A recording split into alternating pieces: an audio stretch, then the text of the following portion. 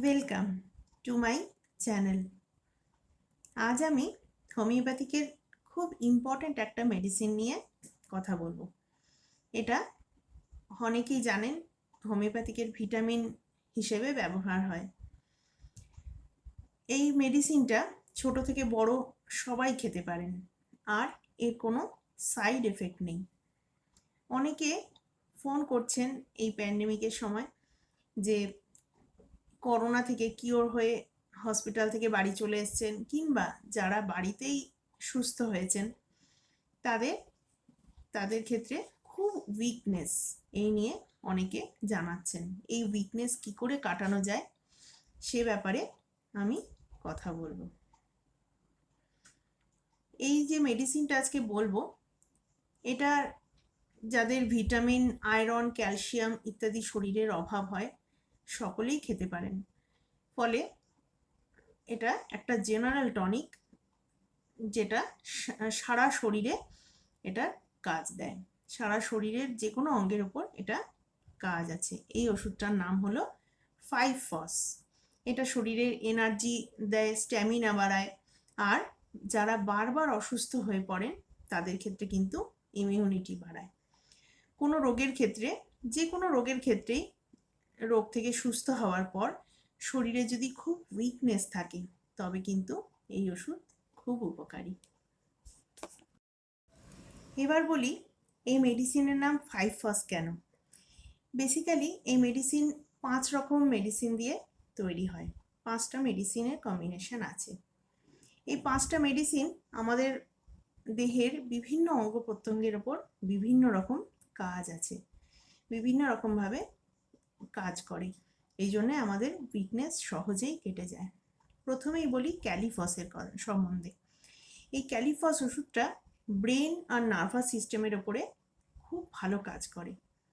যারা স্টুডেন্ট তাদের memory, concentration এগুলো তো বাড়ায়।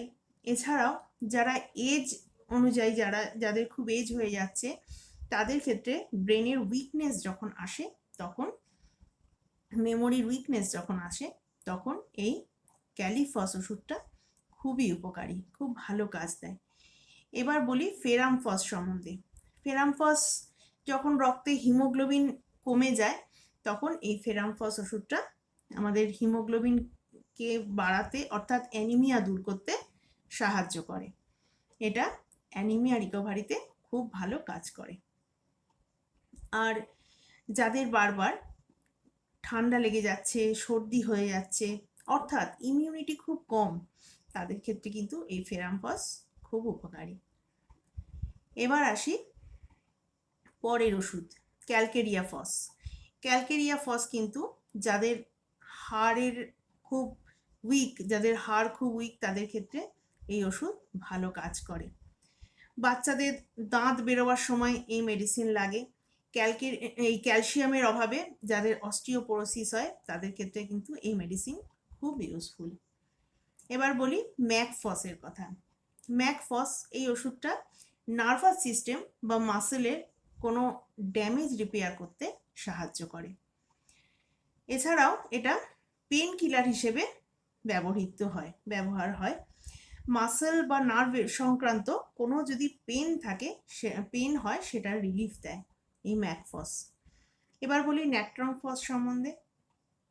ন্যাট্রামফস এই ওষুধটা আমাদের ডাইজেস্টিভ সিস্টেমের ওপর কাজ করে।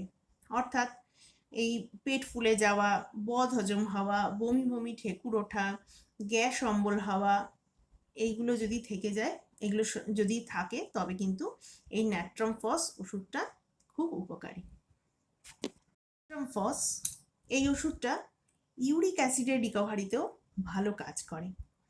অ্যাসিডিটি, টক ঢেকুর, বদহজম, বমি বমি ভাব সবেতেই তো উপকারী, আগেই বললাম। এটা ছোটদের ক্ষেত্রেও কিন্তু খুব ভালো কাজ করে। এই ভিডিও শুরুতেই বলেছি ছোট থেকে বড় সবাই এটা খেতে পারেন। এটা এবার কিভাবে খাবেন সেই সম্বন্ধে বলবো।